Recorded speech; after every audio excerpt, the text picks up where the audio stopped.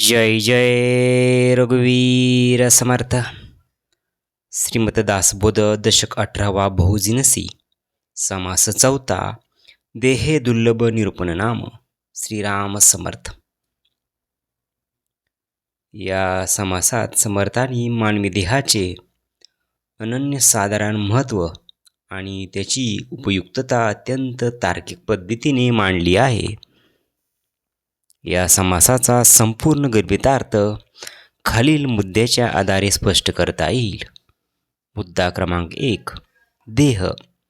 सर्व साधनाचे मूळ आधारस्तंभ म्हणजे देह. समर्थ सांगतात की या जगात जे काही घडते, मग ते आध्यात्मिक असो वा व्यावहारिक, त्यासाठी देह हेच एकमेव साधन आहे. उपासना आणि ज्ञान. गणपतीपूजन, शारदा वंदन, गुरुसेवा, शास्त्रपुराणाचा अभ्यास, तीर्थाटन, कठीण अशी अनुष्ठाने केवळ देहामुळे शक्य आहेत. मुक्तीचे साधन. श्रवण, मनन आणि निजध्यास करून ज्या परमात्म्याचा साक्षात्कार करून घ्यायचा आहे, तो परमात्मा देखील या देहाच्या माध्यमातूनच प्राप्त होतो. देह नसेल तर मोक्ष किंवा मुक्तीची चर्चाही निरर्थक आहे. मुद्दा क्रमांक 2. परलोकाचे तारू. समर्थांनी देहाला परलोकाचे तारू म्हणजे परलोकात नेणारी नौका म्हटले आहे. हा देह नाना गुणांची खाण आहे. याच देहाच्या सहाय्याने मनुष्य पुण्यवान होतो किंवा पापी ठरतो.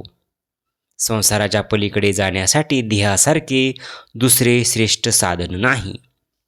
मुद्दा क्रमांक 3.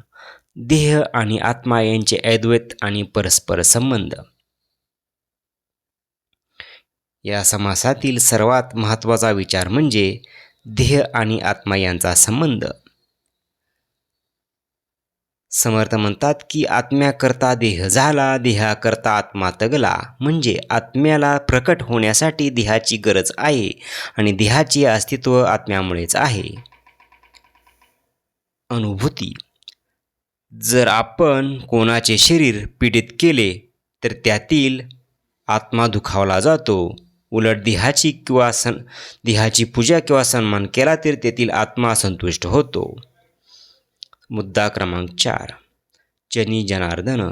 या उक्तीचा अर्थ समर्थांनी सामाजिक वर्तणुकीचा एक मोठा सिद्धांत मांडला आहे. ते म्हणतात की प्रत्यक्ष देहाशिवाय देवाची पूजा शक्य नाही, म्हणून माणसामध्ये देव पहावा. लोकाचे अंतरंग न दुखवता त्यांना संतुष्ट राखणे हीच खरी ईश्वर सेवा आहे.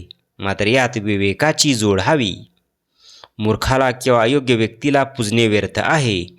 ज्याचे शरीर पुण्यशील आहे आणि ज्याने धर्मस्थापना किंवा लोकोद्धाराचे कार्य केले आहे, तोच पूजेस पात्र आहे. मुद्दा क्रमांक 5. देहाची क्षणभंगुरता आणि सार्थकता. हा देह दुर्लभ आहे कारण तो 84 लक्ष योनीनंतर मिळतो, पण तो नश्वर आहे. समर्थांचा मुख्य उपदेश असा आहे की जे या जगात आले त्यांनी काहीतरी कर्तृत्व करून जावे. देहाचा उपयोग करून केवळ विषयभोगापुरता न करता तो सार्थकी म्हणजे हरिभजन किंवा विवेक प्राप्त करणे हेच मानवी जीवनाचे अंतिम ध्येय असावे.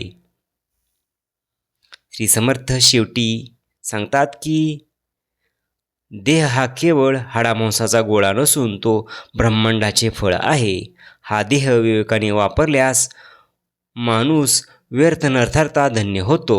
आत्मसाक्षात्कार, सामाजिक कर्तव्य आणि मुक्ती या तिन्ही गोष्टीसाठी देह हेच अनिवार्य माध्यम आहे. त्यामुळे त्याचा तिरस्कार न करता त्याचा विनियोग सन्मार्गासाठी करावा.